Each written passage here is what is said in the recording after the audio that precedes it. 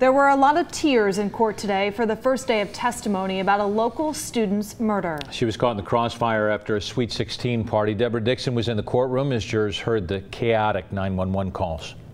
Every seat was taken in the courtroom. Kelsie Crow's family and her high school friends on one side, Rico Mosley's family on the other. Observers and the jury heard 16 911 calls about the shooting, describing dozens of shots fired and dozens of young people scattering and running away, some of them wounded. Shooting at people, shooting in the air. Somebody get that shot. Did you see who shot him? What did you say? Did you see who shot him?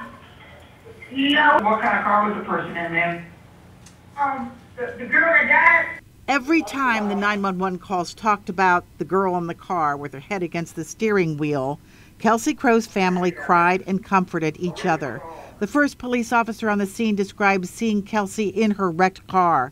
She was caught in the barrage of bullets while driving away from the Sweet 16 party. There was lots of blood. I knew it was something serious. Like I said, I didn't know what the injuries were or how they occurred. I knew it was something serious. Whether it was a shooting or a serious auto accident. This is a trial based on whether or not the jury believes eyewitnesses who say they saw Rico Mosley fire the shot that killed Kelsie Crow. The police officer talked about all the lights outside the YMCA at night, apparently to back witness identification. But defense attorney Clyde Bennett asked him about the surrounding darkness on the streets around the Y. You asked me if that was dark on the street. I said it appears dark. Right. It's dark on the sidewalk, correct? I can see the sidewalk. And then that this is Melrose, and it appears to be almost pitch black, correct? It's dark. And what you can't see is the other sidewalk, can you? Bennett pointed something else out to the jury.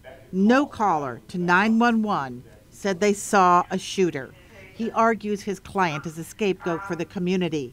The prosecution says witnesses will identify Mosley as the trigger man. Deborah Dixon, Local 12 News. And tomorrow's testimony is expected to include 2 teens who were shot in